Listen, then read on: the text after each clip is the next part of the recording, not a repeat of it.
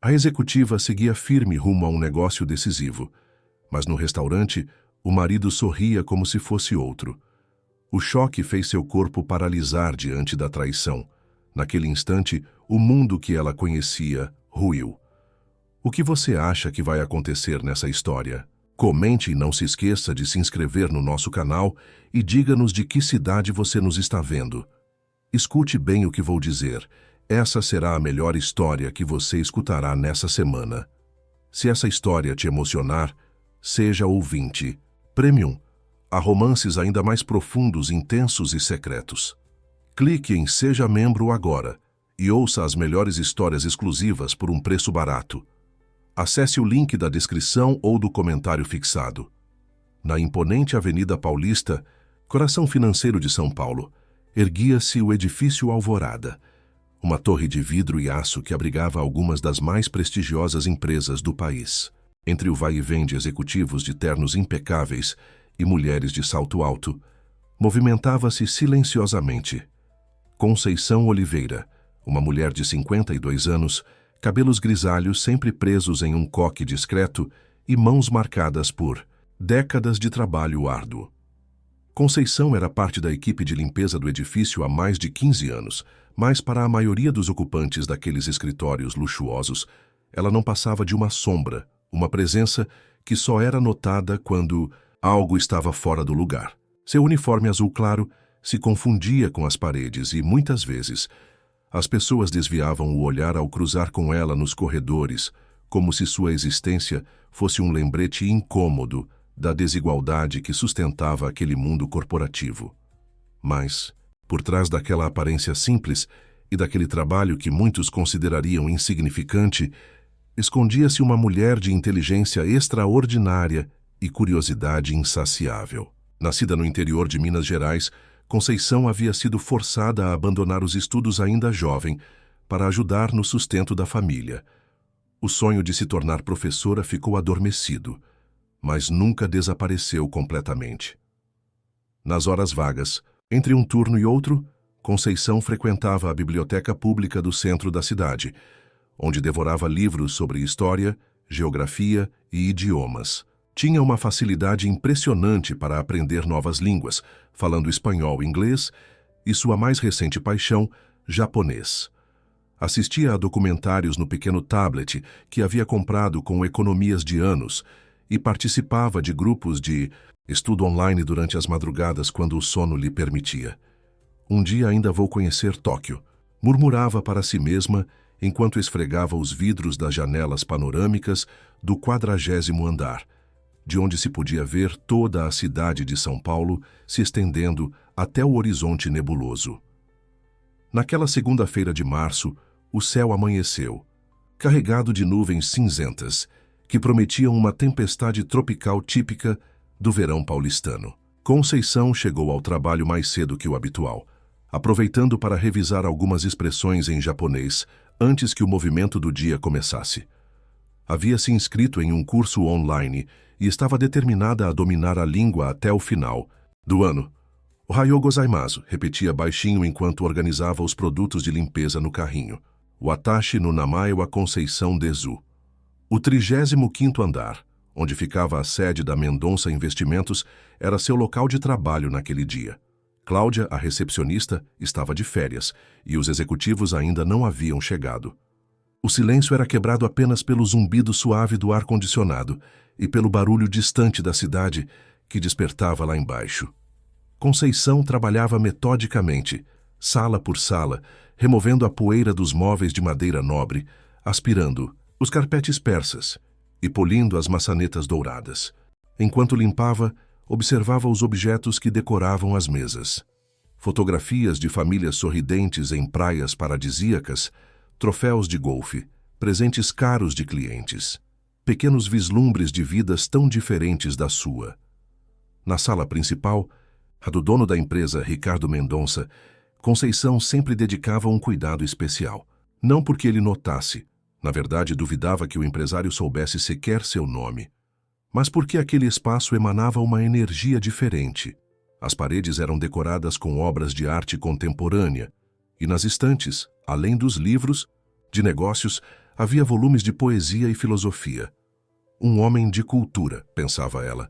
Estava polindo a imensa mesa de jacarandá quando o telefone tocou, estrilando no silêncio da manhã. Hesitou por um instante, olhando ao redor. Não havia ninguém para atender. E poderia ser algo importante. Depois de mais 3 toques insistentes, Conceição pousou o pano de limpeza e pegou o receptor.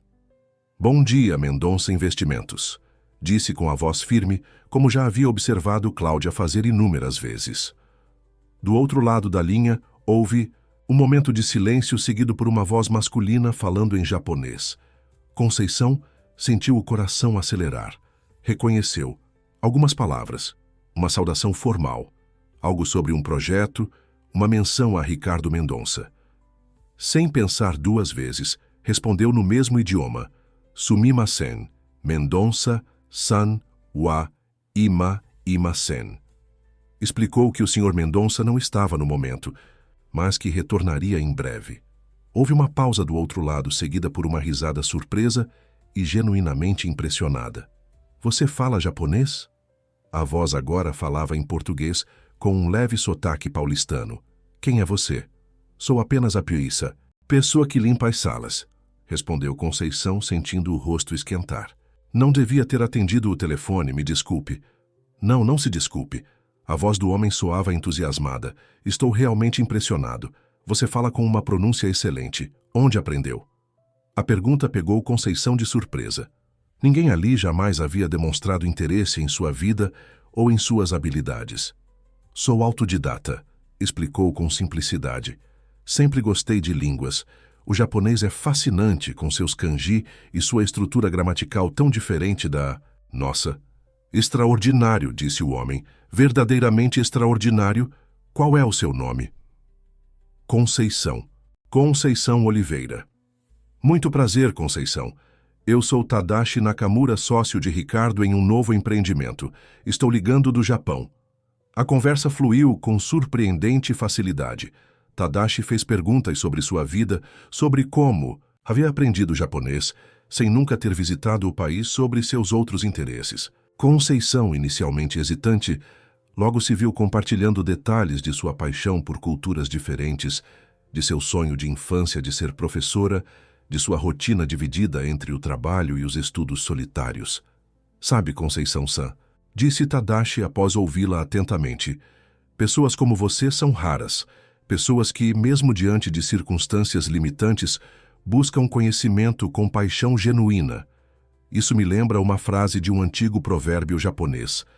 A verdadeira beleza está nas flores que florescem nos lugares mais improváveis. Quando desligou o telefone, Conceição sentiu algo estranho, uma mistura de orgulho e melancolia. Por 15 minutos, havia sido tratada como alguém cuja opinião importava, cujas conquistas eram admiráveis. Era uma sensação tão incomum que quase doía. Voltou ao trabalho tentando afastar aquela conversa da mente. Afinal, era apenas uma faxineira, e aquele homem era um empresário do outro lado do mundo. Seus caminhos haviam se cruzado por acaso, e nunca mais se encontrariam.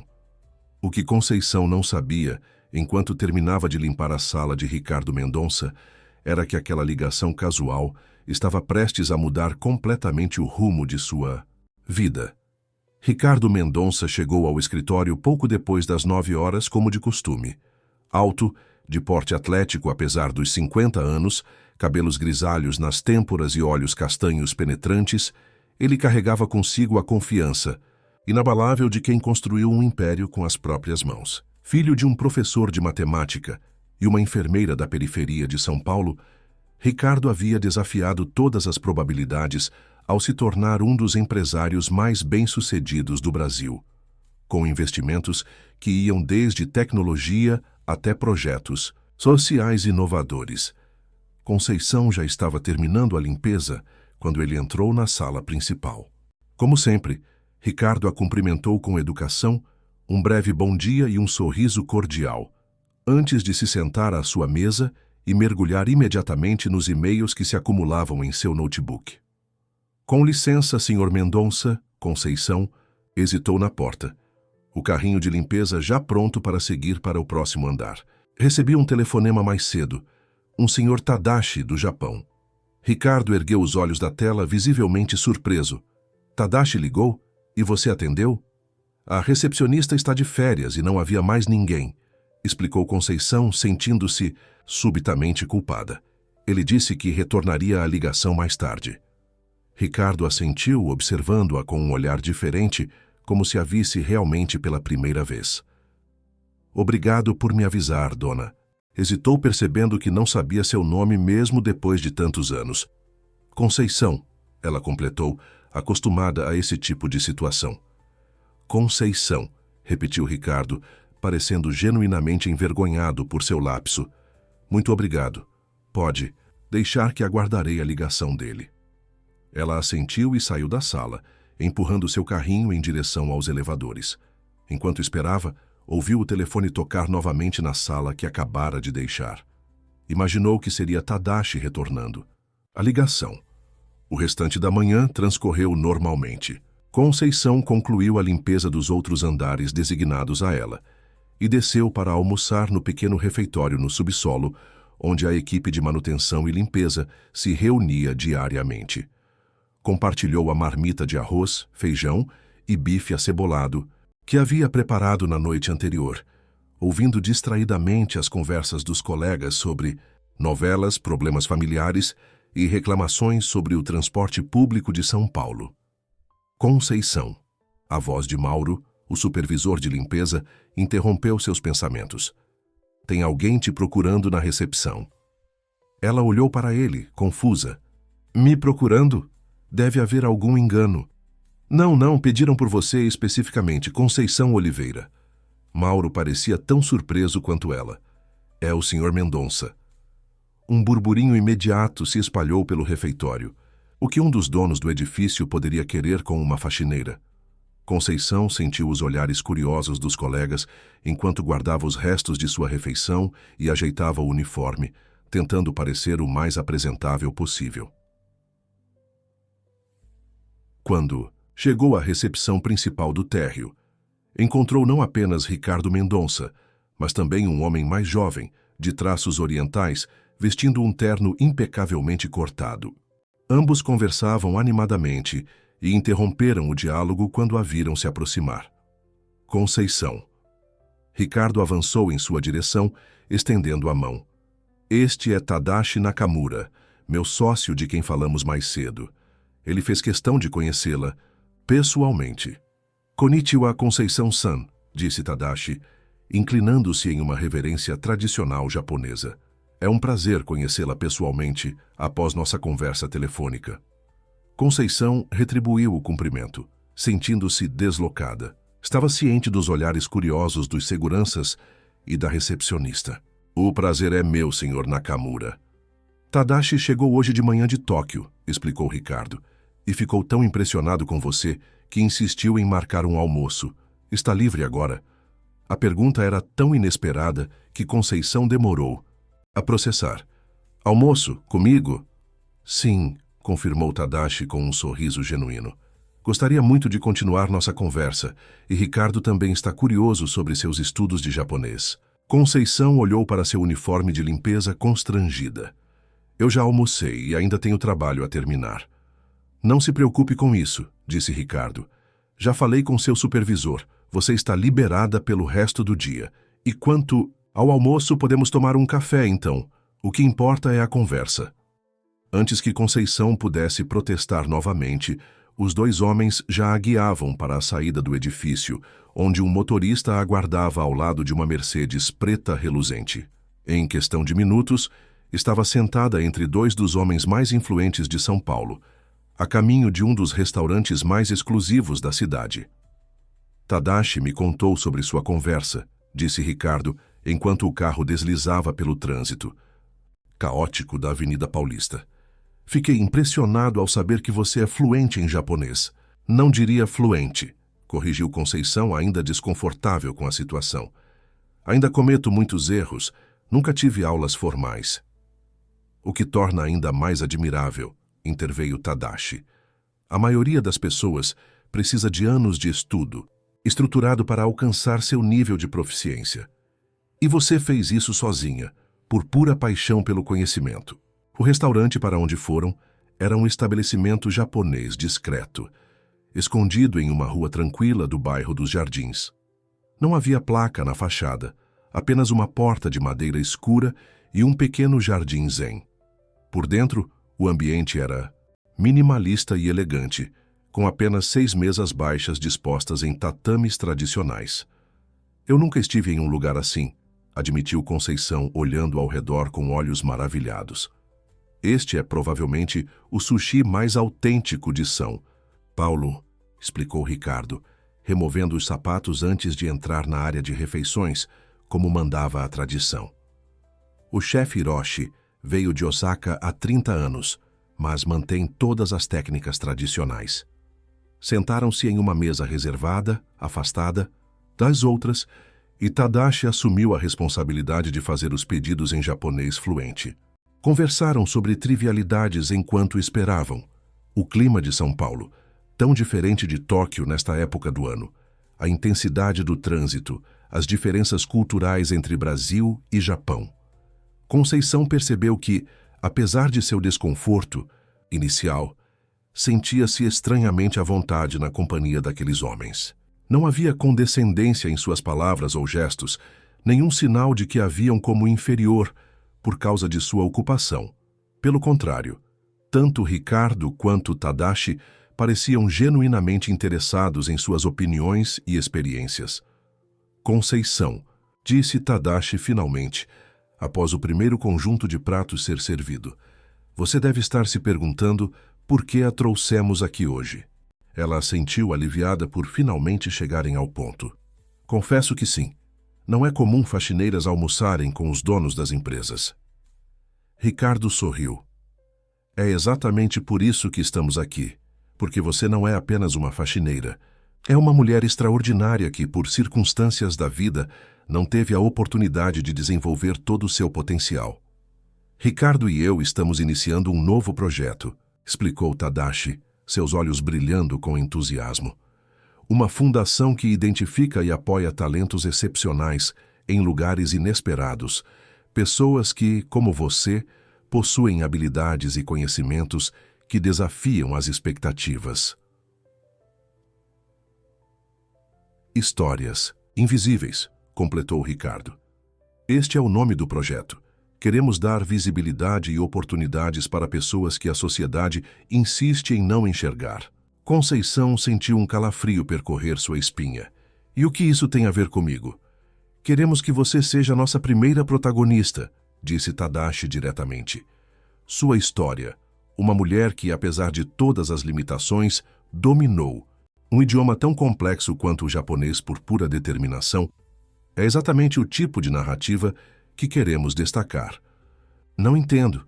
Conceição balançou a cabeça, confusa. O que exatamente vocês querem que eu faça? Queremos contar sua história, explicou Ricardo. Em um documentário, inicialmente. E depois, se você estiver disposta, gostaríamos que participasse de palestras, workshops, talvez até mesmo como consultora cultural do projeto. Conceição pousou os hashes ao lado do prato, sentindo-se subitamente tonta. Era como se o universo tivesse virado de cabeça para baixo em questão de horas. Pela manhã, era apenas mais uma trabalhadora invisível. Agora, 2 empresários poderosos queriam transformá-la em um símbolo, em uma inspiração. Por que eu? Perguntou finalmente, sua voz quase um sussurro. Existem pessoas muito mais extraordinárias por aí. Tadashi inclinou-se para a frente, seus olhos fixos nos dela. Porque você representa algo que está se perdendo no mundo moderno, a busca pelo conhecimento como um fim em si mesmo, não como um meio para status ou riqueza. Você aprende porque ama aprender. Isso é raro e precioso.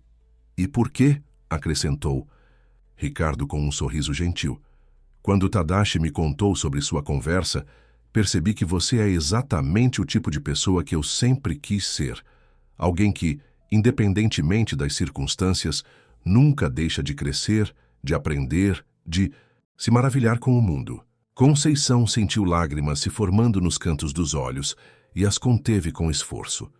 As palavras daqueles homens tocavam em algo profundo dentro dela, um desejo antigo de ser vista, de ser reconhecida não pelo que fazia, mas por quem. Era? Não precisa responder agora, disse Tadashi notando sua emoção. Pense sobre isso. Aqui está meu cartão com meu número pessoal. Ficarei em São Paulo por 2 semanas. Quando estiver pronta para conversar mais, é só me ligar. Ao saírem do restaurante, o céu de São Paulo havia clareado, e um sol tímido brilhava entre as nuvens. Ricardo ofereceu uma carona até sua casa, mas Conceição recusou educadamente. Precisava caminhar, respirar, processar tudo o que havia acontecido. Obrigada pelo almoço, disse, apertando as mãos de ambos. E pela oportunidade, vou pensar com carinho. Enquanto se afastava pela calçada, sentiu o peso do cartão de Tadashi no bolso do uniforme. Um pequeno retângulo de papel que, de alguma forma, parecia conter todo o potencial de uma vida completamente nova. O pequeno apartamento de Conceição, localizado em um prédio antigo no bairro do Bexiga, parecia diferente quando ela retornou, naquela tarde. Os mesmos móveis gastos, as mesmas paredes descascadas, os mesmos livros empilhados em todos os cantos, mas algo havia mudado. Talvez fosse ela mesma quem estivesse diferente, olhando para seu espaço com novos olhos. Sentou-se, na poltrona surrada que havia comprado em um brechó anos atrás, seu refúgio para as horas de estudo, e retirou o cartão de Tadashi do bolso. Fitou o papel elegante, com seu logo minimalista em relevo e caracteres japoneses impressos ao lado das informações em português. Era como um bilhete de entrada para um mundo que sempre observara de longe, através das janelas que limpava diariamente. Isso é loucura, murmurou para si mesma, enquanto seu gato, Machado, saltava para seu colo exigindo atenção. Quem iria se interessar pela história de uma faxineira? Mas as palavras de Tadashi e Ricardo ecoavam em sua mente. Havia algo genuíno nelas. Uma admiração que não parecia forçada ou condescendente. Pela primeira vez em muitos anos, Conceição permitiu-se sonhar com possibilidades, além de sua rotina meticulosamente organizada entre trabalho e estudos solitários. 3 dias se passaram antes que ela criasse coragem para ligar para o número no cartão. 3 dias em que continuou sua rotina habitual no edifício Alvorada, agora consciente dos olhares curiosos dos colegas que haviam testemunhado o inusitado convite para almoçar. 3 dias em que Ricardo Mendonça acenou para ela nos corredores com um sorriso cúmplice, sem jamais pressionar por uma resposta. Quando finalmente discou o número, suas mãos tremiam ligeiramente. Tadashi atendeu ao segundo toque como se estivesse esperando por sua ligação. Conceição-san, sua voz transmitia um sorriso. Que bom ouvir de você. Tenho algumas perguntas, disse ela direta como sempre, sobre esse projeto. O que exatamente vocês esperam de mim? Marcaram um encontro para aquela mesma tarde, dessa vez na sede da recém-criada Fundação Histórias Invisíveis, instalada em um casarão restaurado na Avenida Paulista.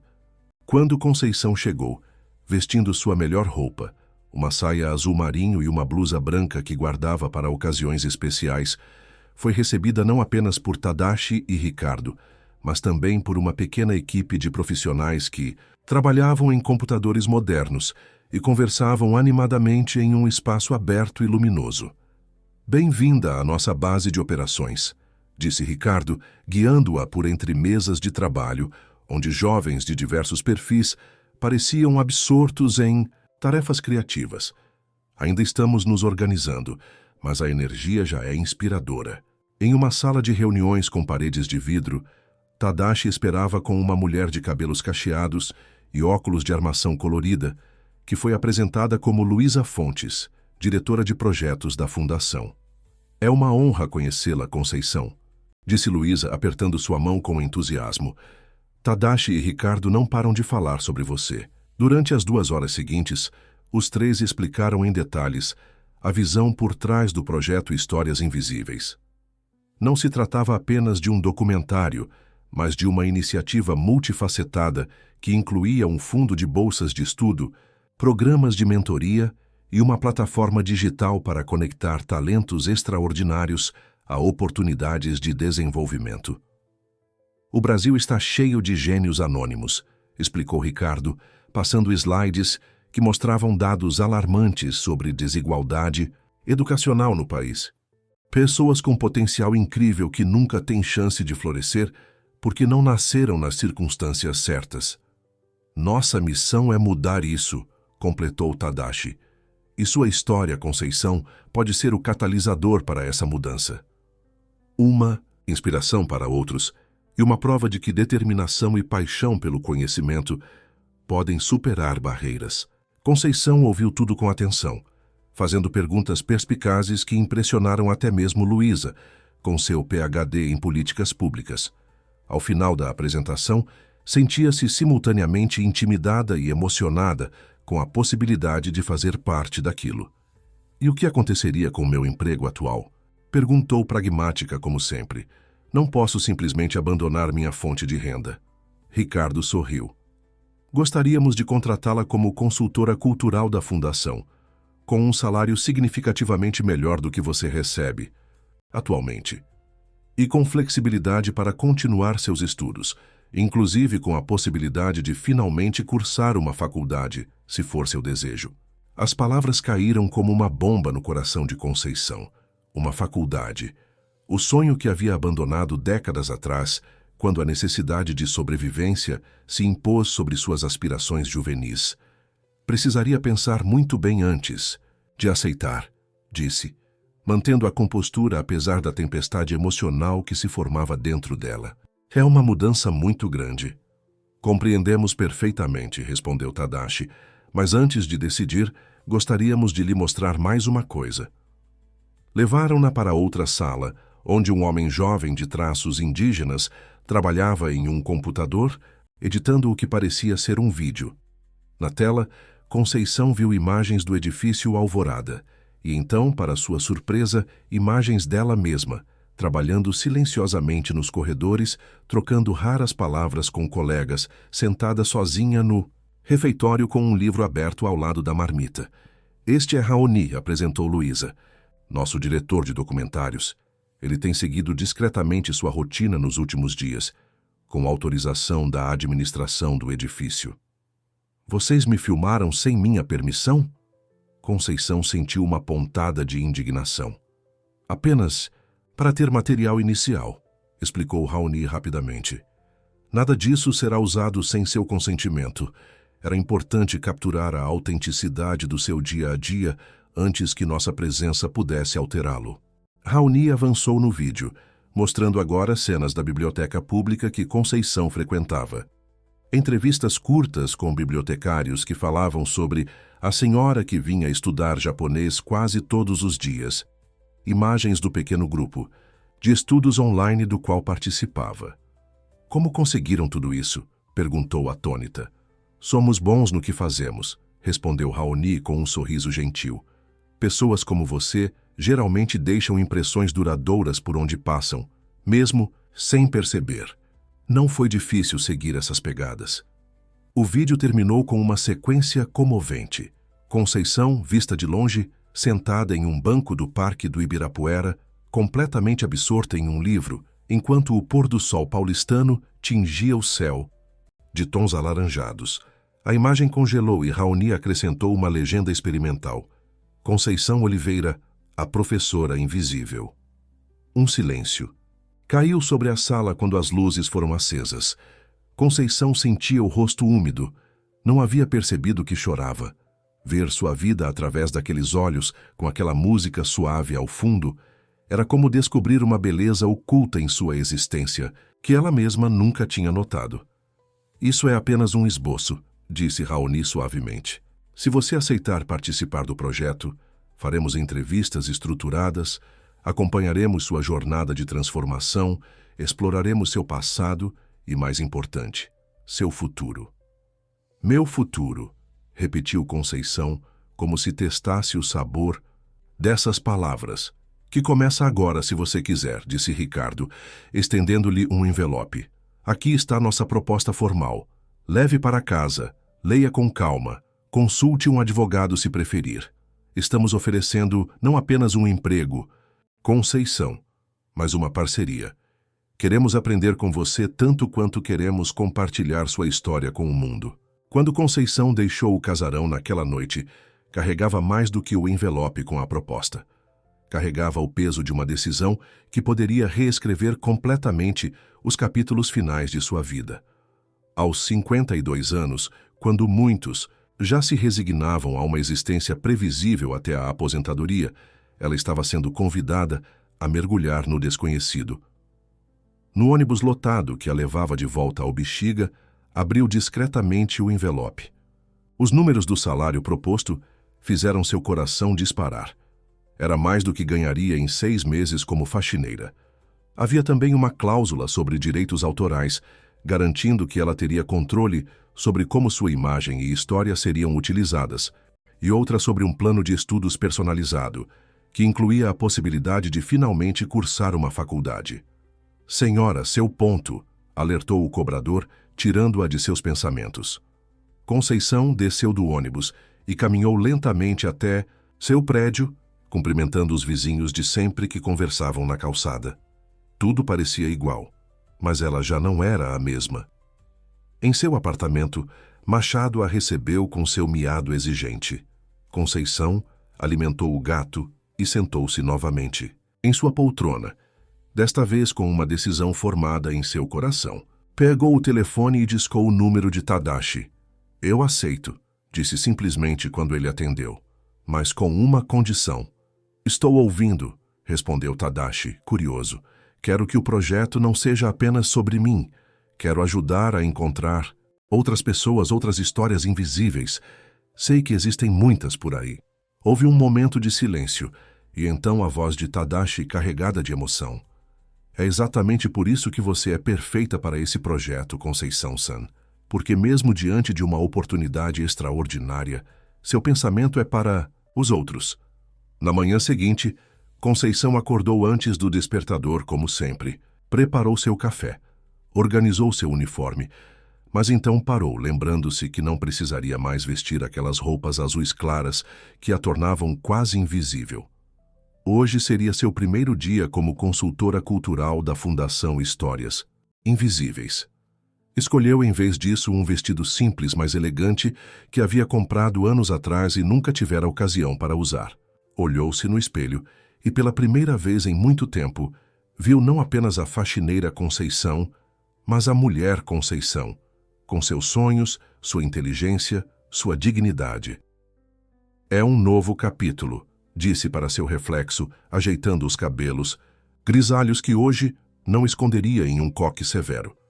"Vamos ver o que ele reserva."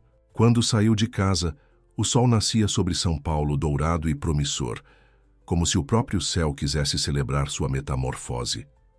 Os primeiros meses na Fundação Histórias Invisíveis passaram como um turbilhão para Conceição.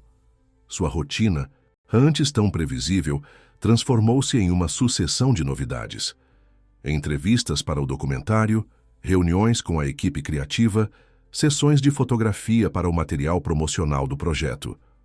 Em poucos meses, a ex-faxineira tornou-se uma figura central na iniciativa, surpreendendo a todos com sua inteligência aguçada, sua perspicácia e, principalmente, sua autenticidade. "Você tem um dom natural para conectar-se com as pessoas", comentou Luísa, após uma reunião particularmente produtiva com potenciais patrocinadores. Eles vieram esperando ver uma curiosidade, a faxineira poliglota, e saíram encantados com uma mulher sábia e eloquente. Conceição sorriu, ainda desconfortável com elogios. "Apenas falo o que penso. Não sei ser diferente." A sede da fundação tornou-se seu segundo lar. Aos poucos, ganhou confiança para sugerir ideias, questionar abordagens, propor novas direções para o projeto. Ricardo e Tadashi a ouviam com genuíno interesse, implementando muitas de suas sugestões. Uma delas, que se tornaria o coração pulsante da iniciativa, foi a criação de uma rede de caçadores de talentos, voluntários treinados para identificar pessoas extraordinárias em contextos improváveis. "Precisamos olhar onde ninguém mais olha", explicou Conceição durante uma reunião estratégica. Nas periferias, nas zonas rurais, nas comunidades indígenas e quilombolas, nas prisões, nos asilos, lugares onde o talento é desperdiçado por falta de oportunidade. Em uma tarde ensolarada de agosto, 4 meses após o início de sua nova vida, Conceição preparava-se para uma entrevista quando Raoni entrou apressadamente em sua sala.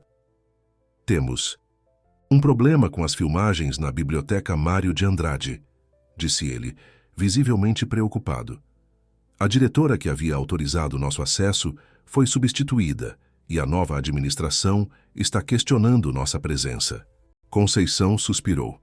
A Biblioteca Mário de Andrade, no centro de São Paulo, era um cenário fundamental para o documentário, o lugar onde ela havia passado incontáveis horas estudando ao longo dos anos, um símbolo de seu autodidatismo.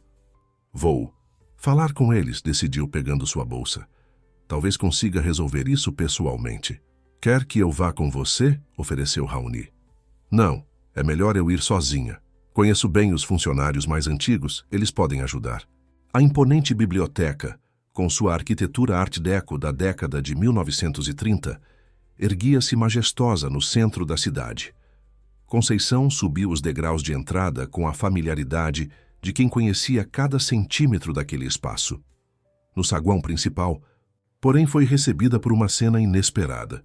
Um grupo de pessoas reunidas ao redor de uma mulher que gesticulava animadamente enquanto falava sobre a importância da preservação do patrimônio cultural.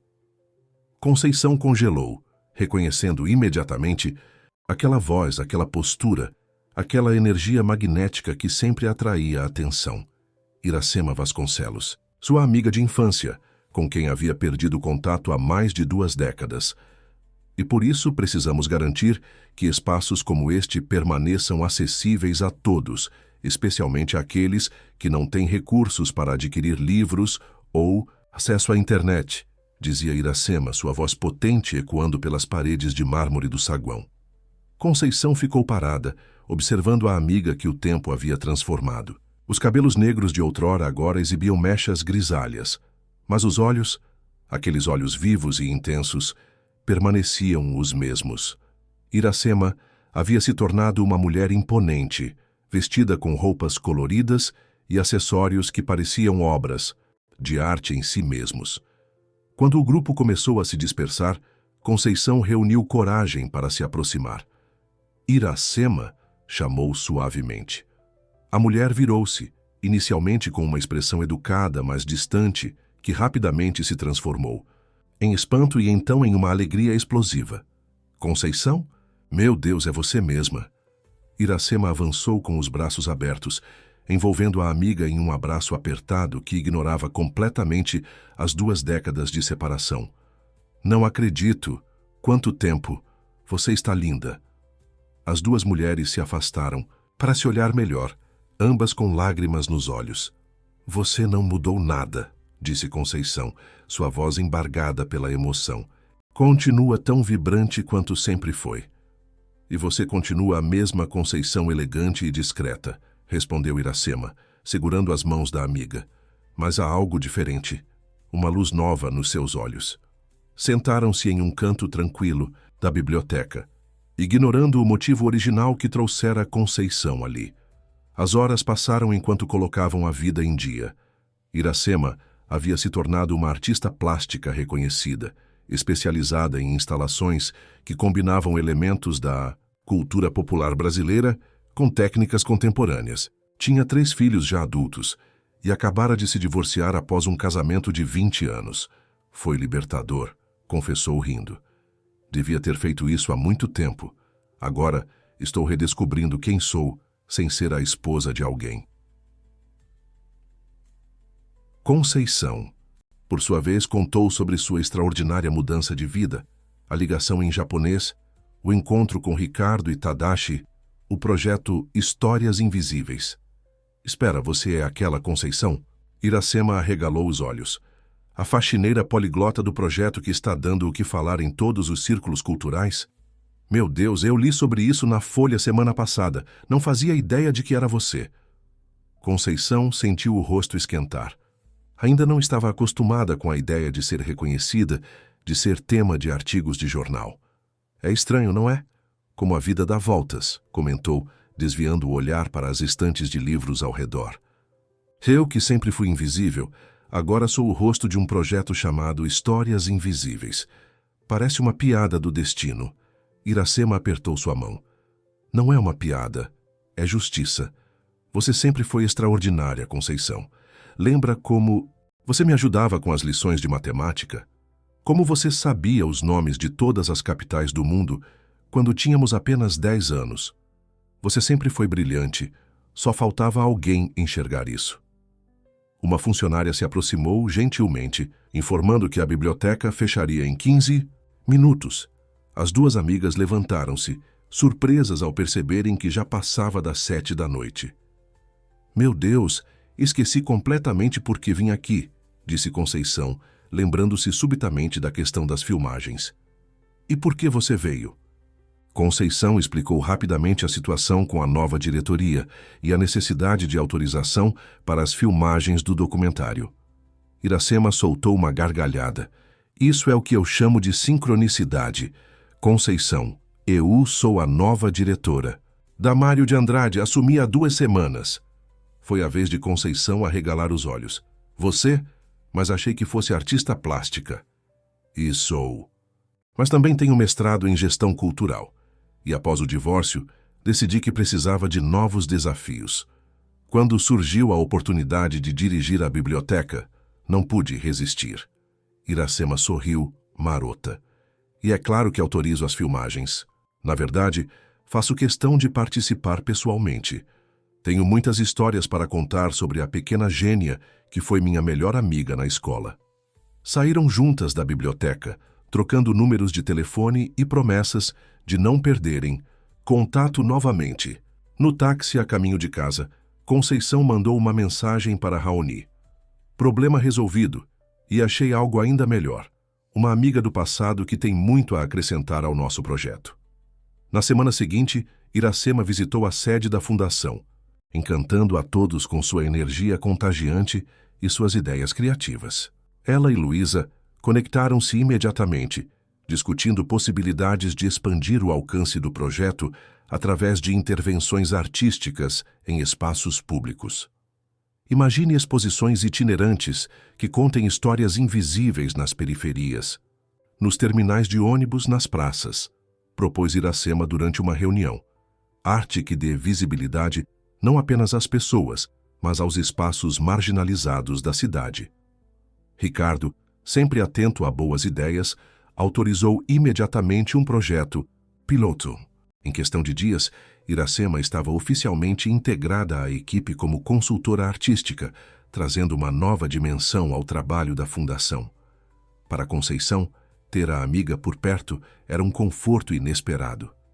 Iracema, com sua personalidade expansiva e sua experiência no mundo das artes, complementava perfeitamente seu estilo mais reservado e analítico. Juntas começaram a desenvolver um programa educacional que combinava arte e idiomas, visando especialmente comunidades imigrantes de São Paulo.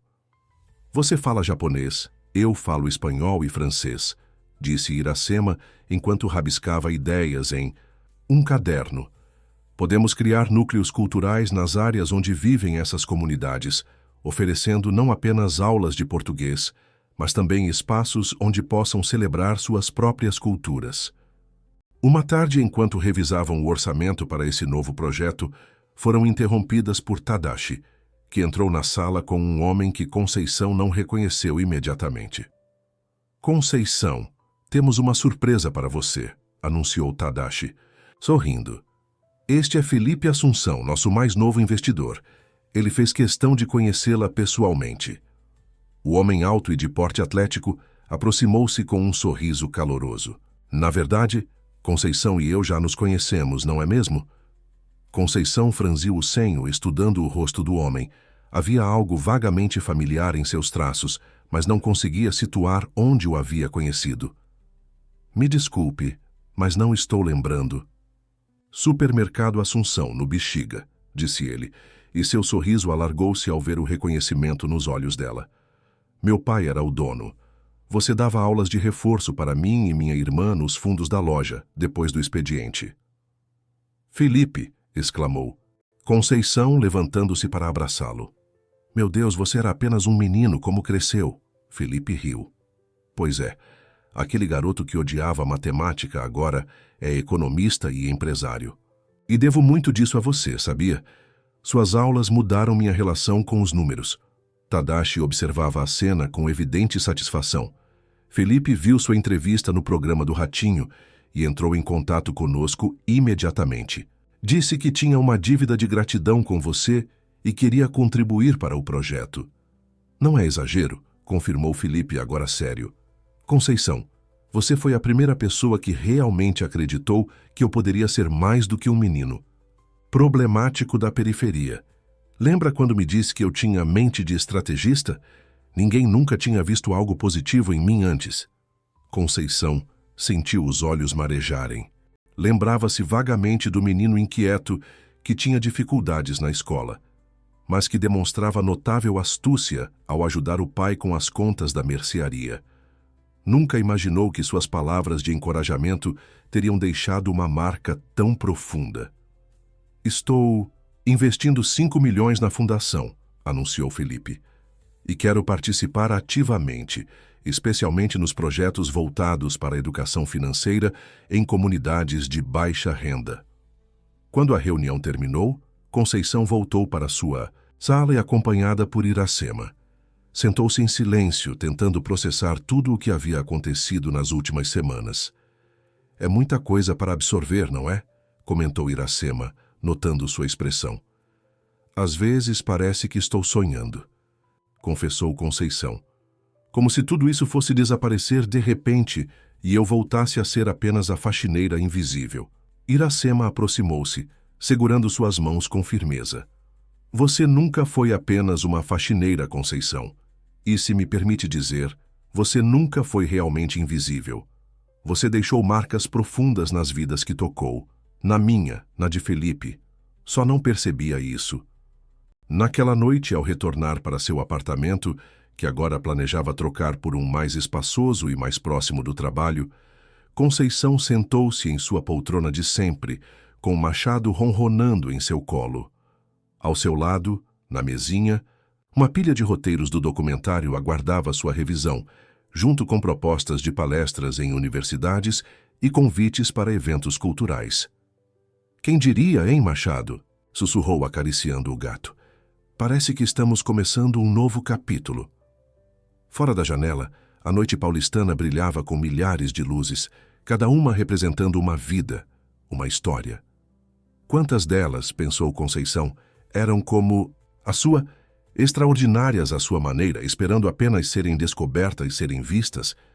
A resposta viria mais cedo do que ela imaginava, trazendo consigo desafios que testariam não apenas o projeto Histórias Invisíveis, mas também os laços recém-formados entre Conceição e seus novos aliados. O lançamento oficial do projeto Histórias Invisíveis aconteceu em uma noite de outubro, no prestigioso Teatro Municipal de São Paulo. O evento atraiu personalidades do mundo empresarial, artístico e acadêmico, além de ampla cobertura da imprensa. No palco magnificamente decorado com instalações artísticas criadas por Iracema, Ricardo Mendonça apresentou a iniciativa para uma plateia de quase 800 pessoas. Vivemos em um país de contrastes absurdos, disse ele, sua voz amplificada pelo sistema de som do teatro. Um país onde talentos extraordinários são desperdiçados diariamente porque nasceram no endereço errado, com o sobrenome errado, com a cor de pele errada. O projeto Histórias Invisíveis nasceu para mudar essa realidade. Sentada na primeira fileira, Conceição sentia uma mistura de orgulho e nervosismo. Vestia um elegante conjunto de seda azul escuro, escolhido pessoalmente por Iracema, e seus cabelos, agora cortados em um Chanel moderno, emolduravam um rosto que havia ganhado nova luminosidade nos últimos meses. E agora, continuou Ricardo, tenho a honra de apresentar a mulher que inspirou tudo isso. Uma mulher que, apesar de todas as barreiras sociais e econômicas, cultivou uma mente brilhante e um espírito indomável. Por favor, recebam Conceição Oliveira. O coração de Dutis Conceição quase parou quando os aplausos irromperam. Com passos cuidadosos, subiu ao palco, lembrando-se das sessões de coaching que Luísa havia insistido que fizesse para prepará-la para momentos como este. Posicionou-se diante do microfone e respirou fundo antes de começar. Boa noite, disse, sua voz inicialmente trêmula, mas ganhando firmeza a cada palavra. Há 6 meses eu era invisível, não porque as pessoas não me vissem, elas me viam, mas olhavam através de mim como se eu fosse transparente. Eu era apenas a senhora, que limpa, a que serve o café, a que está lá apenas para facilitar a vida dos outros. Um silêncio absoluto caiu sobre o teatro. Conceição sentiu o poder daquele momento, da atenção genuína de centenas de pessoas que em outras circunstâncias provavelmente a ignorariam. Hoje estou aqui não apenas pela oportunidade extraordinária que recebi, mas para representar milhões de brasileiros que continuam invisíveis. Pessoas com talentos, sonhos e capacidades que a sociedade insiste em não enxergar. O projeto Histórias Invisíveis não é sobre mim, é sobre todas essas pessoas, e é uma honra imensa ser a primeira de muitas histórias que vamos trazer à luz. Seu discurso, breve mas impactante, foi recebido com uma ovação de pé. Quando desceu do palco, foi imediatamente cercada por jornalistas e convidados importantes, todos querendo alguns minutos de sua atenção. Entre eles notou um homem de meia idade que a observava com uma expressão difícil de decifrar. Não exatamente hostil, mas certamente não amigável. Senhor Augusto, disse Ricardo, aproximando-se e colocando um braço ao redor dos ombros de Conceição. Que bom que pôde vir. Deixe-me apresentá-lo formalmente à nossa estrela. Já nos conhecemos, respondeu o homem secamente. Ou melhor, eu a conheço. Duvido que ela se lembre de mim. Conceição estudou o rosto do homem, tentando situar onde o havia visto antes. Era um rosto comum, de alguém que não se destacaria em uma multidão. Augusto Silva, apresentou-se ele. Gerente de operações do edifício Alvorada. Supervisionei seu trabalho por quase 10 anos. Um lampejo de reconhecimento atravessou Conceição, o homem que raramente saía de seu escritório no mezanino, aquele que todos os funcionários da limpeza temiam e evitavam. Claro, senhor Silva, respondeu educadamente. Como vai o senhor? Surpreso, disse ele com um sorriso que não alcançava seus olhos. Muito surpreso em ver como uma simples faxineira pode se transformar em celebridade da noite para o dia. Quase como um conto de fadas moderno, não é mesmo? Havia algo no tom de sua voz que fez Conceição sentir um arrepio desagradável. Ricardo, percebendo a tensão, interveio rapidamente. Augusto é um dos investidores minoritários do projeto, explicou. Um antigo amigo de faculdade que acreditou na ideia desde o início. Investidor, sim, confirmou Augusto. Embora comece a me perguntar se fiz um bom investimento. Tanto dinheiro sendo gasto com eventos extravagantes, quando deveríamos estar focando em resultados concretos. Antes que a conversa pudesse continuar nesse tom desconfortável, Tadashi apareceu, acompanhado por uma equipe de filmagem da TV Cultura. Conceição, eles gostariam de uma entrevista exclusiva para o Jornal da Cultura, disse, conduzindo-a para longe de Augusto. Por toda a noite, enquanto navegava entre entrevistas, cumprimentos e conversas, Conceição sentiu o olhar de Augusto Silva acompanhando-a, como uma sombra persistente em um dia ensolarado. Na manhã seguinte, a sede da fundação fervilhava com a repercussão do evento. As redes sociais transbordavam de menções ao projeto e os principais jornais traziam reportagens elogiosas. O Histórias Invisíveis havia se tornado oficialmente um fenômeno cultural. Em sua nova sala, espaçosa e decorada com elementos que refletiam sua personalidade, incluindo uma estante repleta de livros em diferentes idiomas, Conceição revisava os próximos compromissos com sua assistente recém-contratada, Juliana, quando Luísa entrou apressadamente. Reunião de emergência na sala de conferências, anunciou, seu rosto normalmente calmo agora tenso. Todos os coordenadores agora. Aconteceu alguma coisa? Perguntou Conceição, preocupada. Augusto Silva está questionando a gestão financeira do projeto, respondeu Luísa, baixando a voz. Exigiu uma auditoria completa e está insinuando que há desvios de recursos. Quando Conceição entrou na sala de conferências, a tensão era palpável. Ricardo, normalmente tão composto, andava de um lado para outro, enquanto Tadashi permanecia sentado, o rosto grave. Felipe Assunção estava ao telefone, falando rapidamente em voz baixa. Augusto Silva ocupava uma cadeira na cabeceira da mesa, uma pasta de documentos aberta à sua frente. Ah, finalmente a estrela chegou, disse Augusto quando a viu entrar. Agora podemos começar. As 2 horas seguintes foram dolorosamente constrangedoras. Augusto questionou sistematicamente cada despesa do projeto, desde o salário de Conceição, que classificou como absurdamente inflacionado para alguém sem qualificações formais, até os custos da produção do documentário e do evento. De lançamento. O objetivo desse projeto não era ajudar pessoas realmente necessitadas? Perguntou com falsa inocência.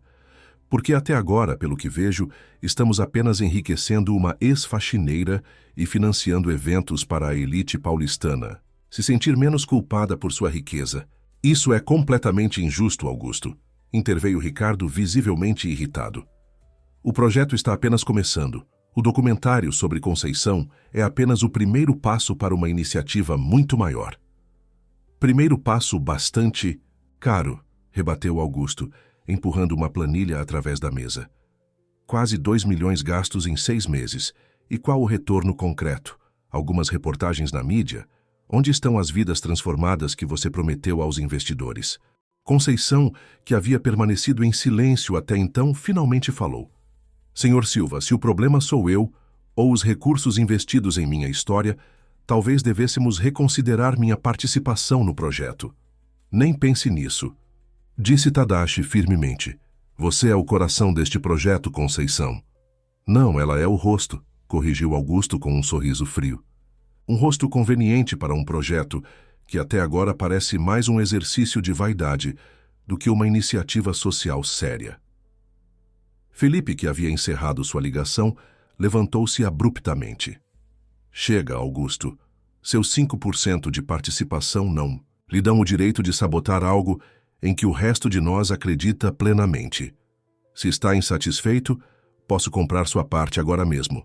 A oferta pegou Augusto de surpresa, mas ele se recuperou rapidamente. Não se trata disso, Felipe. Trata-se de responsabilidade fiscal e de garantir que o projeto cumpra seus objetivos declarados. A reunião terminou em um impasse desconfortável. Augusto concordou em suspender temporariamente seu pedido de auditoria, desde que a equipe apresentasse em 2 semanas um plano detalhado para a próxima fase do projeto, com objetivos mensuráveis e orçamento rigoroso. Quando todos começaram a se retirar, Augusto aproximou-se de Conceição. Não leve para o lado... Pessoal, disse em voz baixa, é apenas negócios. Não parece apenas negócios, Sr. Silva, respondeu ela, mantendo a compostura. Parece que há algo mais incomodando o senhor. Ele deu de ombros. Talvez haja. Talvez eu apenas não goste de ver pessoas saindo de seu lugar. As palavras atingiram Conceição como um tapa. Meu lugar? E qual seria esse lugar, na sua opinião? Você. Sabe exatamente o que quero dizer, respondeu ele antes de se afastar. Nos dias seguintes, a atmosfera na fundação tornou-se tensa. A equipe trabalhava febrilmente no plano exigido por Augusto, sabendo que o futuro do projeto dependia disso. Conceição mergulhou na tarefa com determinação renovada, coordenando reuniões com os diversos departamentos e sistematizando ideias. Tarde, enquanto trabalhava até tarde em sua sala, recebeu uma visita inesperada. Felipe Assunção. Trouxe um café, disse ele, colocando um copo sobre sua mesa. Parece que você precisa. Obrigada, respondeu Conceição com um sorriso. Cansado. Estou tentando finalizar essa projeção de impacto para o programa de mentoria nas escolas públicas. Felipe sentou-se na cadeira em frente a ela. Conceição não se deixa abalar por Augusto. Ele sempre foi assim, amargo, ressentido, com o sucesso alheio. Vocês se conhecem há muito tempo? Estudamos juntos na USP, explicou Felipe. Ele sempre foi brilhante, mas tinha uma visão muito estreita do mundo. Para Augusto, tudo se resume a números e hierarquias. A ideia de alguém como você, que ele considera inferior, recebendo reconhecimento e respeito, é insuportável. Para ele, Conceição assentiu lentamente. Sinto que há algo pessoal nessa hostilidade, como se eu tivesse feito algo para ofendê-lo. Talvez tenha, respondeu Felipe pensativamente. Você desafiou a visão de mundo dele apenas por existir como é. Inteligente, capaz, digna de admiração, apesar de não ter diplomas ou pedigree social. Naquela noite, enquanto voltava para casa, Conceição não conseguia parar de pensar nas palavras de Felipe. A hostilidade de Augusto era um lembrete doloroso de que, por mais que sua vida tivesse mudado, os preconceitos e as barreiras sociais ainda estavam lá, prontos para lembrá-la de seu lugar. Ao entrar em seu apartamento, agora redecorado, com a ajuda de Iracema, mas ainda no mesmo prédio modesto no Bexiga, pois Conceição recusara-se a abandonar sua comunidade, encontrou um pacote na porta. Dentro havia uma cópia antiga e desgastada de um livro, O Cortiço, de Aloísio Azevedo. Um bilhete anônimo acompanhava o volume, para lembrá-la de onde veio e para onde deve voltar. Com as mãos trêmulas, Conceição deixou o livro cair no chão. A mensagem era clara em sua crueldade, em sua intenção de intimidar. Por um momento, sentiu o velho impulso de se encolher, de se tornar invisível novamente. Mas então, olhando ao redor para os sinais de sua nova vida, os livros que agora podia comprar sem culpa, o computador onde escrevia suas memórias, as fotografias com a equipe da fundação, sentiu uma determinação feroz crescer dentro de si. Não desta vez, murmurou pegando o telefone. Não vou recuar. Ligou para Iracema, sua voz firme apesar da perturbação que sentia. Preciso da sua ajuda, disse simplesmente. Acho que está na hora de lutarmos de verdade. Enquanto aguardava a amiga chegar, Conceição sentou-se à mesa e começou a escrever. Não um plano de negócios ou uma projeção de impacto, mas algo muito mais pessoal e poderoso, sua história, com todas as dores e triunfos, com toda a verdade crua de uma vida vivida nas sombras da sociedade. Se Augusto queria guerra, ela responderia não com hostilidade, mas com a arma mais poderosa que possuía, sua voz, finalmente livre para contar sua própria história. A noite avançava, enquanto Conceição, Iracema e um pequeno grupo reunido, às pressas na sala de estar do apartamento no Bexiga, discutiam estratégias. O livro com a mensagem ameaçadora repousava sobre a mesa de centro, um lembrete constante do que estavam enfrentando.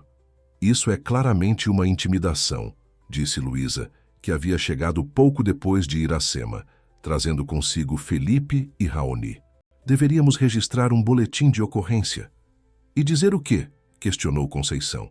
Que alguém me enviou um clássico da literatura brasileira. Não há ameaça explícita, apenas uma insinuação cruel. O problema vai além de Augusto, observou Felipe, que permanecia de pé junto à janela, observando a rua movimentada lá embaixo. Ele representa uma mentalidade que precisamos enfrentar de frente. A ideia de que algumas pessoas merecem oportunidades e outras não, baseado em origem social, educação formal ou status. Raoni, que estivera silencioso até então, finalmente falou. E se usássemos isso a nosso favor? Se transformássemos esse ataque em combustível para o projeto? Todos se voltaram para o jovem documentarista. Com seus traços indígenas marcantes e olhos perspicazes, Raoni havia se tornado uma peça fundamental na equipe, trazendo uma sensibilidade única para o registro das histórias. O que tem em mente? Perguntou Iracema, intrigada. Uma campanha, respondeu ele, seus olhos brilhando com entusiasmo crescente. Não apenas para angariar fundos, mas para mobilizar pessoas, pegar essa tentativa de silenciar Conceição e transformá-la em um movimento coletivo. Nas horas seguintes, o pequeno grupo delineou o que viria a ser chamado de Campanha Vozes Invisíveis. A ideia era simples, mas potente. Convidar pessoas de todo o Brasil a compartilhar suas próprias histórias de invisibilidade social, discriminação e superação, criando uma plataforma digital onde essas narrativas pudessem ser documentadas, celebradas e conectadas. Podemos começar amanhã mesmo, disse Luísa, já digitando notas em seu tablet. Vamos criar um site, perfis nas redes sociais, um canal no YouTube. E precisamos de um vídeo impactante para lançar tudo isso. Eu cuido disso, ofereceu Raoni. Tenho material suficiente das filmagens que fizemos nos últimos meses. Posso ter algo pronto em 48 horas. Iracema, que estivera rabiscando intensamente em seu caderno de desenhos, ergueu uma ilustração de uma mulher emergindo de sombras, com palavras escritas ao seu redor, formando a silhueta de asas. O slogan da campanha, anunciou ela. Nossas histórias são nossas asas. O que acham? O grupo aprovou entusiasticamente, e Conceição sentiu uma onda de gratidão pelos aliados, que o destino havia colocado em seu caminho. Pessoas que não apenas acreditavam nela, mas estavam dispostas a lutar ao seu lado. Precisamos envolver Ricardo e Tadashi, lembrou Felipe. Eles precisam estar cientes antes de lançarmos qualquer coisa. Já estou ligando para eles, disse Luísa, afastando-se com o celular em mãos. Quando o grupo finalmente se dispersou, já passava da meia-noite. Conceição, exausta, mas energizada pela solidariedade e pelas ideias que haviam surgido, abraçou cada um deles na porta. Obrigada, disse simplesmente, palavras adicionais parecendo supérfluas diante da força do vínculo que haviam formado. Ficou apenas Iracema, que insistiu em passar a noite ali, preocupada em deixar a amiga sozinha, após o incidente intimidador. As duas mulheres sentaram-se na pequena varanda do apartamento, compartilhando uma garrafa de vinho e conversando como nos velhos tempos. Sabe o que mais me incomoda? Confessou Conceição, observando as luzes da cidade. A ideia de que, para pessoas como Augusto, nunca serei suficiente. Não importa o quanto eu aprenda, o quanto eu realize, sempre serei vista como a faxineira que saiu do seu lugar. Iracema segurou sua mão com firmeza. É exatamente por isso que essa luta é tão importante. Não apenas por você, mas por todos que são julgados não por quem são, mas por onde nasceram, pelo trabalho que fazem, pela cor de sua pele. Nos dias seguintes, a sede da fundação transformou-se em um centro de operações frenético. A equipe trabalhava em turnos prolongados, dividindo-se entre a preparação da campanha e a elaboração do plano estratégico exigido por Augusto. Ricardo e Tadashi, inicialmente apreensivos, logo foram conquistados pela energia e visão do projeto. É brilhante, declarou Tadashi, após assistir ao vídeo preliminar montado por Raoni. Transforma uma crise em oportunidade, exatamente como os melhores estrategistas fazem. Ricardo, por sua vez, ajudou a refinar o plano financeiro, garantindo que a campanha não apenas respondesse às críticas de Augusto, mas também fortalecesse a fundação a longo prazo. Vamos estabelecer um fundo específico, sugeriu durante uma reunião estratégica. Cada doação recebida será direcionada para bolsas de estudo e programas de mentoria, com prestação de contas transparente e em tempo real no site. Uma semana após o incidente com o livro, a campanha Vozes Invisíveis foi lançada oficialmente. O vídeo produzido por Raoni, uma montagem poderosa intercalando a história de Conceição com imagens de trabalhadores, estudantes, artistas de rua e tantos outros brasileiros raramente celebrados, viralizou nas redes sociais, acumulando milhões de visualizações em poucas horas. A resposta do público foi avassaladora.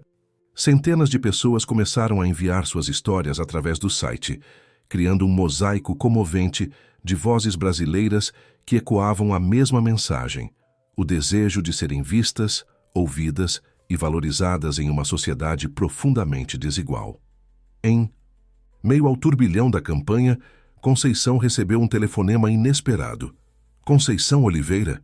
Perguntou uma voz feminina do outro lado da linha. Sim, sou eu. Aqui é Helena Silva, esposa de Augusto. Silva. Conceição sentiu o coração acelerar. Seria mais uma intimidação? Como posso ajudá-la, senhora Silva? Na verdade, a voz da mulher tremeu ligeiramente. Creio que sou eu quem pode ajudar você. Preciso lhe contar algo sobre meu marido. Algo que talvez explique sua hostilidade. Marcaram um encontro para aquela mesma tarde, em uma cafeteria discreta no bairro de Pinheiros. Conceição decidiu ir sozinha, apesar dos protestos de Iracema e Felipe, que temiam uma armadilha. A cafeteria era um local aconchegante, frequentado principalmente por estudantes e escritores. Conceição escolheu uma mesa no fundo, de onde podia observar a porta.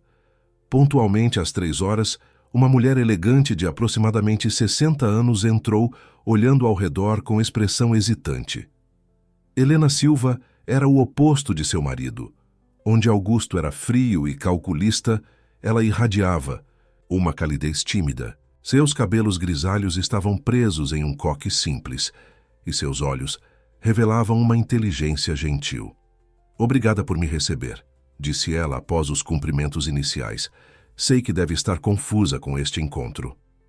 "Confesso que estou", admitiu Conceição, especialmente considerando a postura de seu marido em relação ao projeto. Helena suspirou profundamente. "Augusto nem imagina que estou aqui.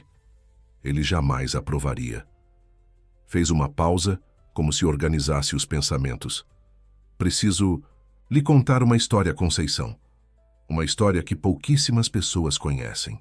Nos 30 minutos seguintes, Helena revelou o segredo que explicava a amargura de Augusto.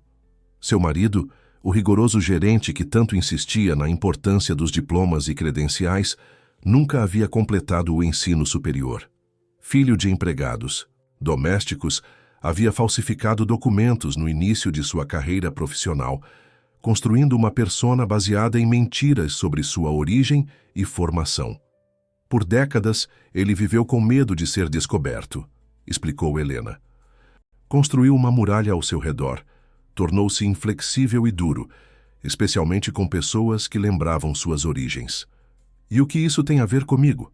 perguntou Conceição, embora já suspeitasse da resposta. "Você representa tudo o que ele poderia ter sido se tivesse escolhido a honestidade em vez do engano", respondeu Helena. "Alguém que, apesar das limitações, estudou por conta própria, cultivou conhecimento, e agora é celebrada justamente por isso. Sua autenticidade é um espelho que reflete a falsidade dele." Conceição absorveu a revelação em silêncio. Havia algo profundamente triste na história de Augusto. Um homem aprisionado por suas próprias mentiras, incapaz de celebrar suas verdadeiras origens. "Por que está me contando isso?" "Porque não posso mais assistir à destruição que ele está causando", respondeu Helena, seus olhos marejados. "Augusto está obcecado em desacreditar você e o projeto.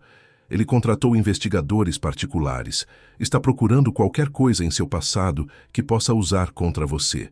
"Não tenho nada a esconder", afirmou Conceição. "Eu sei." Helena sorriu tristemente. "É exatamente isso que o enfurece. Sua transparência, sua autenticidade."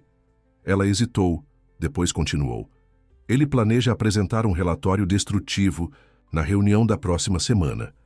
Vai questionar não apenas a gestão financeira, mas a própria premissa do projeto." Conceição agradeceu a Helena pelo alerta, sentindo uma mistura de compaixão pela mulher e determinação renovada para enfrentar Augusto.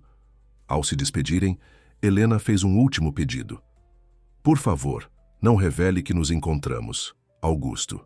Nunca me perdoaria." "Tem minha palavra", prometeu Conceição.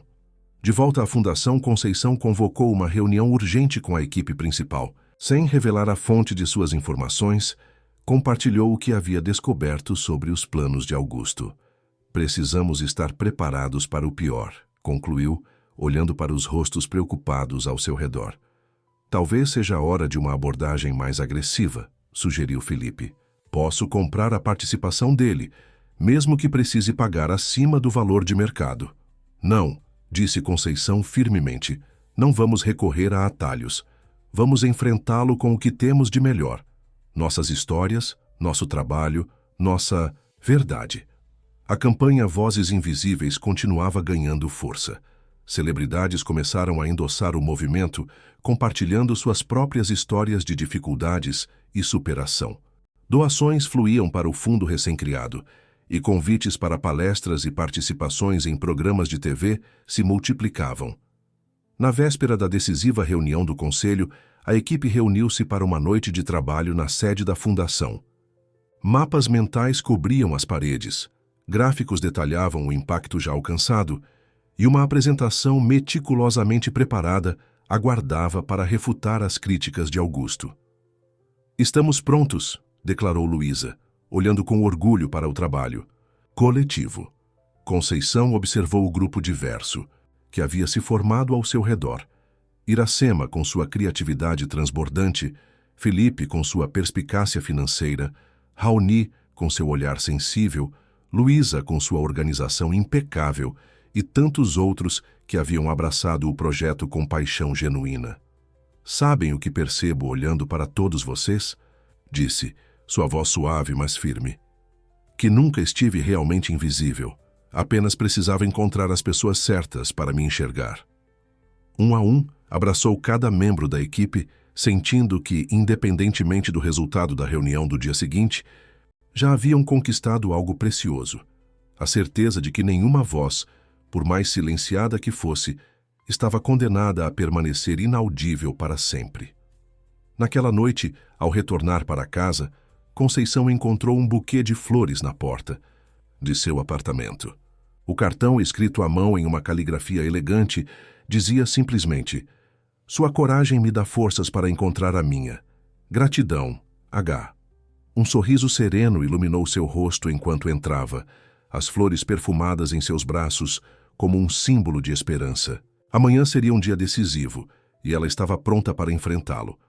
Não mais como a faxineira invisível, mas como a mulher que havia encontrado sua voz e estava determinada a usá-la não apenas por si mesma, mas por todos aqueles que ainda aguardavam sua chance de serem finalmente vistos.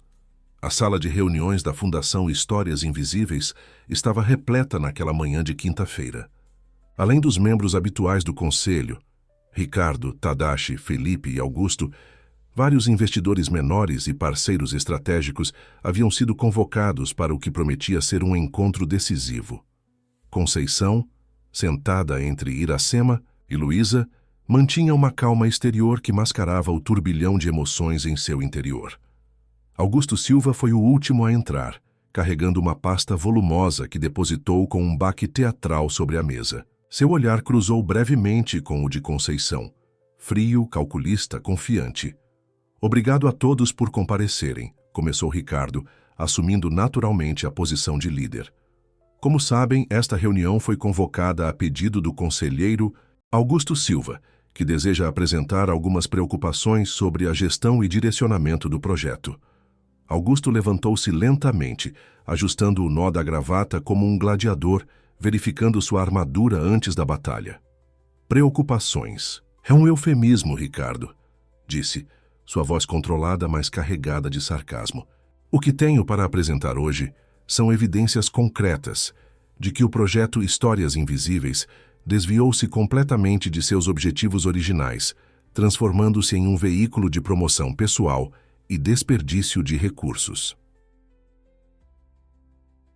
Abriu sua pasta e começou a distribuir cópias de um relatório encadernado. Como podem ver na página 3, os gastos com a produção do documentário sobre a Senhora Oliveira excederam em 40% o orçamento inicial. Na página 7, detalho como o evento de lançamento custou mais do que todas as bolsas de estudo concedidas até o momento. Conceição folheou o documento, impressionada com a minuciosidade da investigação de Augusto. Cada despesa havia sido escrutinada, cada decisão questionada, cada resultado minimizado. "Mas o mais preocupante", continuou Augusto, "está na última seção, uma análise detalhada do impacto real do projeto após 6 meses de operação. Spoiler alert, é praticamente nulo." Um murmúrio desconfortável percorreu a sala. Augusto, sentindo que tinha a atenção de todos, prosseguiu com crescente confiança. "Devo lembrar a todos que investimos milhões neste projeto com a promessa de transformar vidas, de criar oportunidades reais para talentos invisíveis da sociedade brasileira. Até agora, o que temos?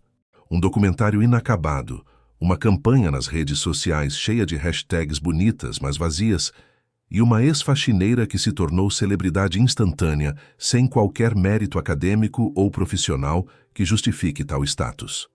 As palavras atingiram Conceição como flechas precisas, mas ela manteve a expressão serena, os olhos fixos em Augusto.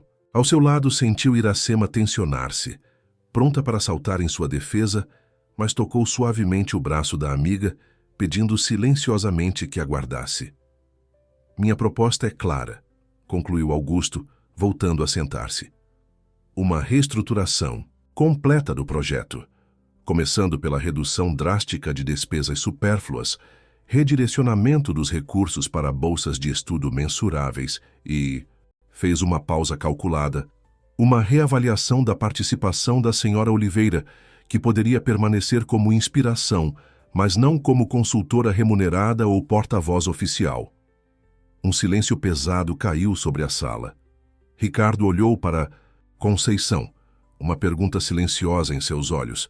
Ela assentiu quase imperceptivelmente e levantou-se com dignidade. Agradeço ao Sr. Silva pela apresentação detalhada, começou, sua voz calma, mas firme. É evidente que dedicou tempo considerável investigando cada aspecto do projeto. Tempo que poderia ter sido investido em contribuir positivamente para nossa missão, mas essa foi sua escolha. Caminhou até o centro da sala, sentindo todos os olhares sobre ela. Não vou defender-me das insinuações sobre meu mérito ou valor. Minha história, de faxineira autodidata a consultora cultural, está documentada e aberta ao escrutínio de qualquer um. O que farei em vez disso é apresentar o que o relatório do Sr. Silva convenientemente omite. Um gesto para Luísa, que imediatamente ligou o projetor. Conceição começou sua contra-apresentação. Nas paredes da sala surgiram imagens, gráficos e testemunhos que contavam uma história muito diferente do projeto. Nos últimos 30 dias, desde o lançamento da campanha Vozes Invisíveis, recebemos mais de 10.000 histórias de brasileiros, de todos os cantos do país. Pessoas que, como eu, viveram à margem, invisibilizadas por uma sociedade que insiste em definir valor humano por diplomas, sobrenomes ou contas bancárias. As imagens mostravam rostos diversos, uma catadora de materiais recicláveis que escrevia poesia nas horas vagas, um porteiro de edifício que havia desenvolvido um método revolucionário de ensino de matemática para crianças com dificuldade de aprendizado, uma empregada doméstica que dominava 3 idiomas. Destes 10.000, já identificamos 200 casos extraordinários que estão recebendo apoio direto, desde orientação profissional até bolsas de estudo. 50 deles já estão em processo de transformação de vida, como podem ver nos depoimentos a seguir. O vídeo mostrava pessoas emocionadas descrevendo como o contato com a fundação havia aberto portas que jamais imaginaram possíveis. Uma jovem que conseguiu finalmente ingressar na faculdade de medicina, um senhor de idade que teve seu primeiro livro publicado, uma artesã cujas peças agora eram expostas em galerias renomadas. Quanto aos gastos com o documentário e o evento de lançamento, continuou Conceição, avançando para o próximo slide, eles devem ser vistos como investimentos, não despesas. O retorno de mídia espontânea gerado por ambos equivale a mais de 5 vezes o valor investido, como demonstram estes dados compilados por uma auditoria independente. Felipe, que assistia com um sorriso discreto, assentiu em confirmação. Havia sido dele a ideia de contratar a auditoria preventiva, antecipando-se às críticas de Augusto. Mas talvez o dado mais significativo, disse Conceição, chegando ao ponto crucial de sua apresentação, seja este. Na tela surgiu um gráfico detalhando as doações recebidas nas últimas semanas, uma curva ascendente impressionante que havia mais que dobrado o capital inicial do projeto. A campanha inspirou pessoas e empresas a contribuírem com nossa causa. Apenas ontem recebemos a confirmação de uma doação de R$5 milhões de um dos maiores bancos do país, especificamente para o programa de bolsas de estudo. Voltou-se diretamente para Augusto, que agora parecia ligeiramente desconfortável. Sr. Silva, o senhor afirma que o impacto do projeto é praticamente nulo. Os números e, mais importante, As vidas que estamos tocando contam uma história diferente. Estamos apenas no início de uma jornada de transformação social que, acredito firmemente, deixará um legado duradouro. Fez uma pausa, respirando fundo antes de concluir. Quanto à reavaliação da minha participação, estou aberta à discussão. Jamais permitiria que minha presença se tornasse um obstáculo para o sucesso do projeto. Se o Conselho decidir que posso contribuir melhor, em outra função, aceitarei com humildade. O que importa não é meu título ou salário, mas a missão que nos une, dar visibilidade e oportunidades a quem sempre foi ignorado. Sentou-se novamente, sentindo o coração martelar no peito. Ao seu lado, Iracema apertou discretamente sua mão em solidariedade. Ricardo foi o primeiro a quebrar o silêncio que se seguiu. Acho que os dados falam por si. Algum comentário adicional, Augusto? Augusto Silva parecia ter envelhecido anos em minutos. Seu rosto, normalmente impassível, mostrava sinais evidentes de desconforto. Folheou nervosamente seu próprio relatório, como se buscasse algum argumento que pudesse salvar sua posição. Os números podem ser interpretados de diferentes maneiras, disse finalmente, sua voz tendo perdido a confiança anterior. E é muito cedo para celebrar resultados preliminares. Concordo que é cedo, interveio Tadashi, que havia permanecido observando tudo com seu habitual olhar perceptivo. Mas discordo que seja cedo demais para reconhecer a direção correta. E todos os indicadores apontam que estamos no caminho. Certo? Os outros membros do Conselho começaram a manifestar-se um após o outro, todos expressando apoio ao rumo atual do projeto e admiração pelo trabalho realizado até então. A cada nova manifestação, Augusto parecia diminuir em sua cadeira sua postura combativa, gradualmente substituída por uma resignação amarga. Quando a votação formal aconteceu, o resultado foi esmagador. 14 votos a favor da continuidade do projeto nos moldes atuais, incluindo a manutenção de Conceição em sua posição, contra apenas um voto, o de Augusto, pela reestruturação. Bem, parece que a decisão está tomada, declarou Ricardo, encerrando oficialmente a reunião. Agradeço a todos pela participação e pelo compromisso com nossa causa. Enquanto os participantes começavam a se dispersar, muitos aproximando-se de Conceição para cumprimentá-la pela apresentação convincente, Augusto permaneceu sentado, reunindo seus papéis com movimentos mecânicos. Seu rosto havia assumido uma expressão que Conceição não conseguia decifrar completamente. Não era raiva, nem exatamente derrota, mas algo mais complexo.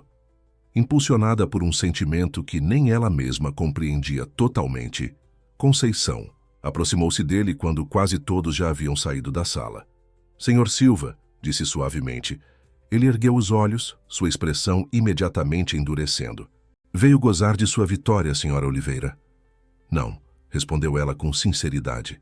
Vim dizer que compreendo. Augusto franziu o senho, confuso. Compreende o que, exatamente? O medo, disse Conceição simplesmente. O medo de ser descoberto, de que o mundo veja quem realmente somos por trás das máscaras que criamos. O rosto de Augusto empalideceu. Não sei do que está falando.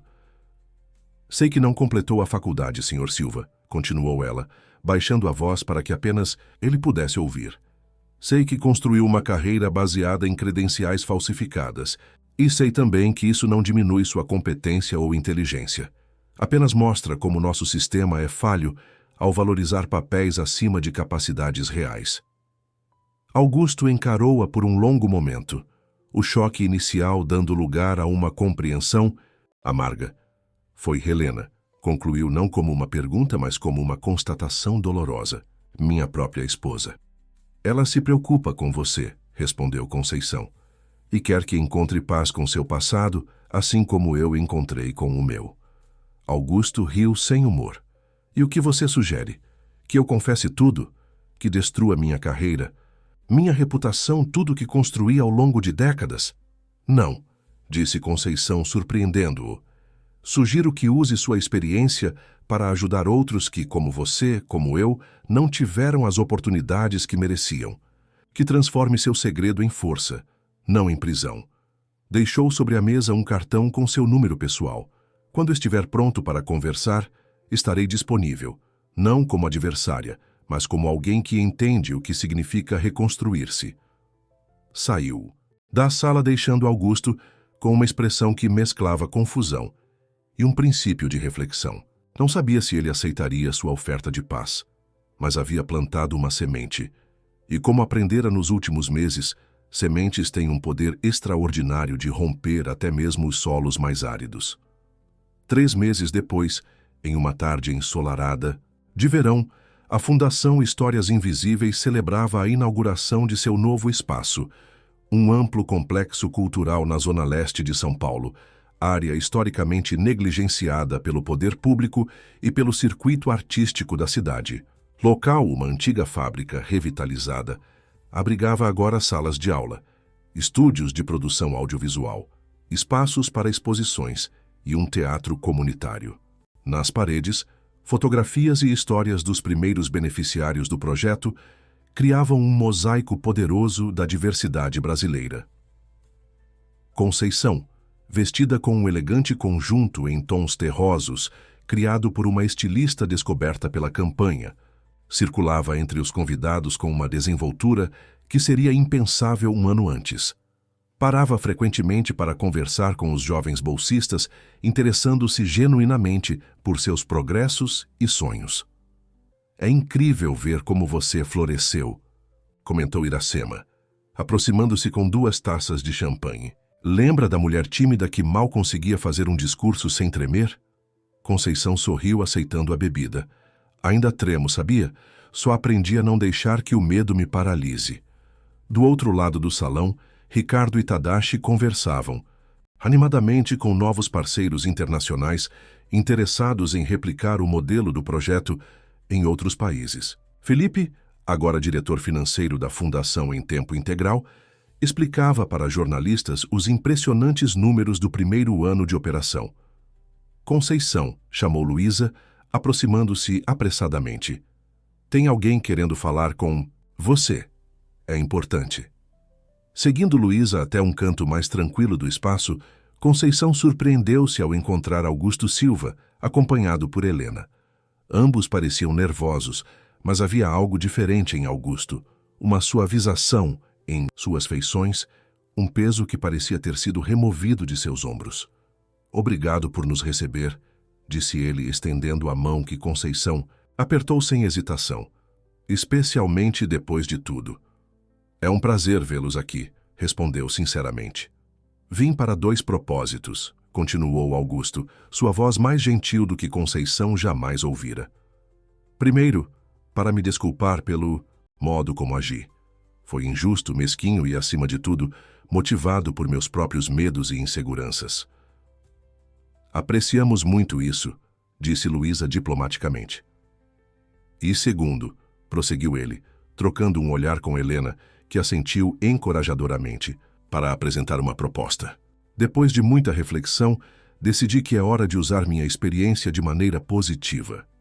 Explicou que estava no processo de criar uma iniciativa dentro da empresa onde trabalhava, uma política de contratação baseada em competências reais, não em diplomas formais, especialmente para cargos técnicos e gerenciais. "É um primeiro passo pequeno, mas significativo", concluiu. "E gostaria que a Fundação Histórias Invisíveis fosse nossa parceira nesse processo, ajudando a identificar candidatos com potencial que normalmente seriam ignorados pelos processos seletivos tradicionais." Conceição olhou para Luísa, que assentiu discretamente. Era uma proposta genuína e alinhada com os valores da Fundação. "Seria uma honra colaborar", respondeu Conceição, estendendo novamente a mão, que Augusto apertou com visível emoção. Quando o casal se afastou para explorar o resto do espaço, Luísa voltou-se para Conceição com um sorriso admirado. "Como você faz isso? Transformar adversários em aliados parece ser seu superpoder." Conceição riu suavemente. "Não é um superpoder, é apenas a compreensão de que, por trás das máscaras que todos usamos, existem histórias de luta, medo e esperança. Histórias que, quando finalmente ouvidas, criam pontes onde antes havia muros." O sol começava a se pôr, lançando raios dourados através das amplas janelas do espaço, quando Conceição subiu ao pequeno palco para o discurso de encerramento. A seu redor, centenas de pessoas, de todas as idades, cores e origens sociais, aguardavam suas palavras. Há pouco mais de um ano, começou sua voz clara e segura, eu era invisível, uma entre milhões de brasileiros cujo trabalho é essencial, mas raramente reconhecido, cujo conhecimento é valioso, mas frequentemente desprezado, cuja humanidade é completa, mas sistematicamente diminuída. Fez uma pausa, olhando para os rostos atentos que a cercavam. Iracema, Ricardo, Tadashi, Felipe, Luísa, Raoni e tantos outros que haviam se tornado não apenas colegas, mas uma família escolhida pelo coração. Hoje, olho ao redor e vejo não apenas minha história sendo reescrita, mas a de centenas de pessoas que, como eu, estão descobrindo seu valor e sua voz. Histórias Invisíveis não é apenas o nome de nossa fundação. É uma declaração de que nenhuma história humana merece permanecer nas sombras. Ergueu sua taça em um brinde que foi acompanhado por todos os presentes. A todos que alguma vez se sentiram invisíveis, estamos vendo vocês, e o mundo logo verá também. Enquanto os aplausos ecoavam pelo espaço, Conceição sentiu uma paz profunda se instalar em seu coração. Sua jornada, da invisibilidade ao protagonismo de sua própria narrativa, estava longe de terminar. Na verdade, em muitos sentidos, estava apenas começando. Mas agora caminhava não